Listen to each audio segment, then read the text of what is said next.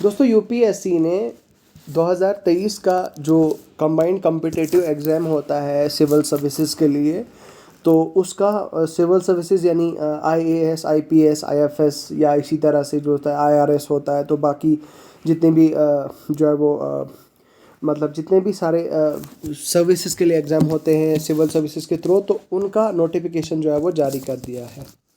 Civil services का ये notification जो है वो जारी कर दिया गया है। उस नोटिफिकेशन में क्या क्या बड़े चेंजेस हो गए हैं, क्या क्या मेजर चेंजेस हैं, क्या क्या ऐसी चीज़ें हुई हैं, वो सारा आज इन डिटेल हम बात करेंगे।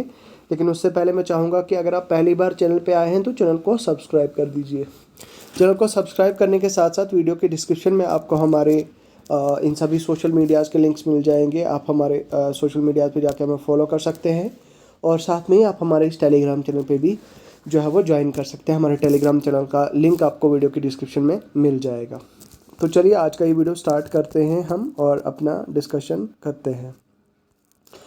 यह है दोस्तों यूनियन पब्लिक सर्विस कमीशन का यूपीएससी का नोटिस जो 1 फरवरी को आया है। आज 1 फरवरी यानी कल आया है। तो इसमें क्या क्या चीज़ें हुई हैं, क्या क्या मॉडिफिकेशंस हुई हैं वो हम देखेंगे। तो ये आप जानते हैं कि ग्रुप ए की जो सर्विसेज हैं यहाँ पे आप देख सकते हैं। ये सारी आईएएस, आईपीए, आईएफएस, आईपीएस है, आईएएस होता है, आईसीएस होता है। इसी तरह से जितने भी ये डिफेंस अकाउंट्स है, तो ये सारी चीज़ें यहाँ पे आप देख सकते हैं। तो देखिए यहाँ पे जो है वो फिज़िकल रिक्वायरमेंट दी गई है। खैर हमें इसमें जो है वो आप ये खुद भी देख सकते हैं। तो हम नीचे चलते हैं और यहाँ पे जो है वो एग्जामिनेशन, सेंटर ऑफ एग्जामिनेशन दिए हुए हैं, कहाँ कहाँ पे इसका एग्ज़ाम होता है। अब इसके अलावा दोस्तों यहाँ पे आप जानते हैं कि आप जो प्रिलिमिनरी होगा, आपका प्रिलिमिनरी ऑब्जेक्टिव टाइप होता है एज इट इज़, जैसे पहले होता आ रहा है वैसे ही। और आपका जो मेंस एग्जामिनेशन हो डिस्क्रिप्टिव होता है। तो उसके बाद रिटर्न होता है, इंटरव्यू होता है रिटर्न के बाद। और आपकी एलिजिबिलिटी क्राइटेरिया क्या है? एलिजिबिलिटी क्राइटेरिया ये है कि आप जो है वो ऑफकोर्स यहाँ पे आप देख सकते हैं इंडियन तो होने चाहिए, और सिटीज़न ऑफ नेपाल अगर आप हैं तो आपके लिए जो है वो यहाँ पे भी आपके लिए मतलब दिया हुआ है। तो एज लिमिट क्या है कि एक कैंडिडेट जिसने 21 साल की एज अटेन कर ली है और जो मतलब जो 21 और 32 साल के बीच में जिसकी एज है ऑन 1 अगस्त 2023। अब ये बता रहा है कि वो candidate which are not born earlier than 2 August 1991 and not later than 1 August 2002। तो भाई 2002 2 अगस्त 1991 से पहले जिसका भी डेट ऑफ बर्थ है वो इसके लिए एलिजिबल नहीं है, और 1 अगस्त 2002 के बाद जिसका भी डेट ऑफ बर्थ है वो इसके लिए एलिजिबल नहीं है। तो अब देखिए यहाँ पे अपर एज लिमिट भी आपकी जो है वो बताया कि भाई इसमें रिलैक्सेशन होता है कैटेगरी वाइज। तो खैर वो तो आप जानते ही हैं। और इसके अलावा दोस्तों कुछ और एजुकेशनल क्वालिफिकेशन आपका जो है वो मिनिमम आपकी ग्रेजुएशन होनी चाहिए। और number of attempts SC ST के लिए तो भाई अनलिमिटेड है, OBC के लिए 9 है, तो PWBD के लिए भी 9 है दोस्तों। तो ओपन मेरिट वाले जो कैंडिडेट होते हैं उनके लिए जो है वो 6 अटैम्प्ट होते हैं। ठीक है, यहाँ पे जो है वो आप देख सकते हैं, यहाँ पे लिखा हुआ है परमिटेड 6 अटैम्प्ट्स ओनली। उसके बाद दोस्तों फर्दर अगर हम आगे बढ़ें तो यहाँ पे इन्होंने एक चीज़ बताई है दोस्तों, OTR प्रोफाइल। अब सबसे पहले आपने क्या काम करना है, यूपीएससी की वेबसाइट पे जाना है।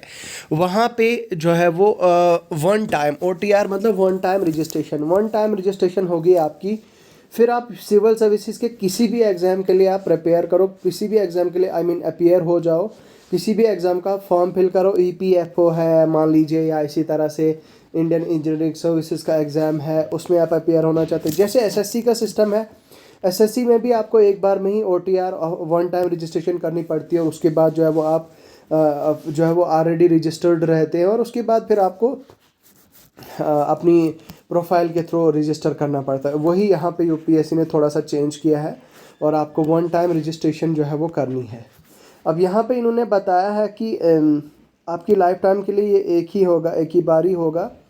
तो आपको जो है वो अच्छी तरह से अपनी OTR रजिस्टर करना है, अपनी जो मतलब कोई भी मिस्टेक नहीं करनी है। हालांकि इन्होंने कहा है कि अगर आपको मिस्टेक होती है तो उसके बाद आपको थोड़ा सा ऑप्शन दे दिया जाता है कि आप अपनी जो बेसिक क्वालिफ़िकेशन वगैरह वो चीज़ें हैं उनमें अगर आप कोई मिस्टेक हुई है तो उसमें आप जो है वो चेंज कर सकते हैं। लेकिन उसके बाद जो है वो देखिए यहाँ पे हम अगर पढ़ें the change in OTR till expiry, मतलब 7 दिन के अंदर अंदर।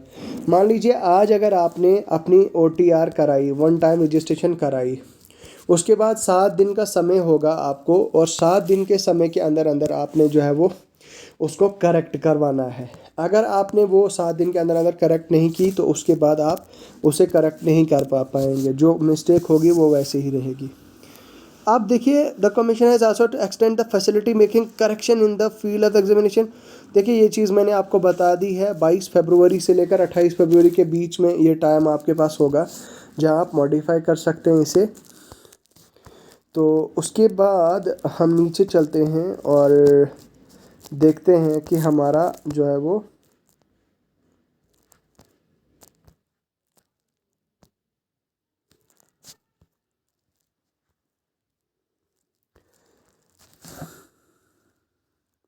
हमारा एग्ज़ाम कैसे होता है। आप जानते हैं कि प्रिलिमिनरी होता है, फिर मेंस होता है, फिर इंटरव्यू होता है, पूरा प्रोसेस आप जानते हैं, ये चीज़ तो आप जानते ही हैं बखूबी।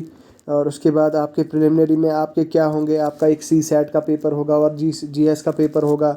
उसमें 200 नंबर का दोनों होंगे। उसमें CSAT में आपको मिनिमम 33% स्कोर करना होगा, फिर आपका CSAT क्वालिफाई होगा।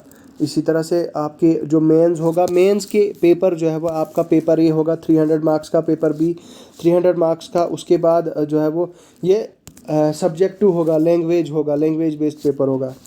फिर पेपर्स होंगे आपके, पेपर 1 होगा, पेपर 1 में आपका जैसे कि एसए होगा, एसए 250 नंबर का। पेपर 2 होगा आपको जनरल स्टडीज़ का, ये भी 250 नंबर का। इसी तरह से पेपर 3 जनरल स्टडीज़ सेकंड, तो ये भी 250 नंबर का। जनरल स्टडीज़ थर्ड, ये भी 250 नंबर का। जनरल स्टडीज़ फोर्थ जो है वो 250 नंबर का। और ऑप्शनल सब्जेक्ट, ऑप्शनल के 2 पेपर होंगे 250 नंबर के। इसी तरह से टोटल जो आपका बनता है 1750 और इंटरव्यू के 275, तो 2025 आपके मार्क्स टोटल बन जाते हैं। ठीक है, तो ये जो है वो आप चीज़ देखें। उसके अलावा लैंग्वेजेस भी यहाँ पे दी हुई हैं और सब्जेक्ट्स, आपके ऑप्शनल सब्जेक्ट्स भी यहाँ पे दिए हुए हैं। ये सारी चीज़ें जो है वो आप यहाँ पे देख सकते हैं, आपके ऑप्शनल वगैरह का भी दिया हुआ है। तो बस यही चीज़ें हैं दोस्तों, इन चीज़ों का खास ख्याल रखिए। आप जब एप्लीकेशन फॉर्म फिल करते हैं तो मेक श्योर आप कोई गलती ना करें, कोई मिस्टेक ना करें, जिससे जो है वो आपको बाद में प्रॉब्लम हो। ठीक है, इसलिए अपनी मिस्टेक जो है वो अवॉइड करनी है, मिस्टेक करनी ही नहीं है, मिस्टेक से बचना है आपको। और बस यही चीज़ें हैं जो मैं आपके साथ शेयर कर देना चाहता था। बाकी मैं मिलूँगा आपसे बहुत जल्द एक नई वीडियो में।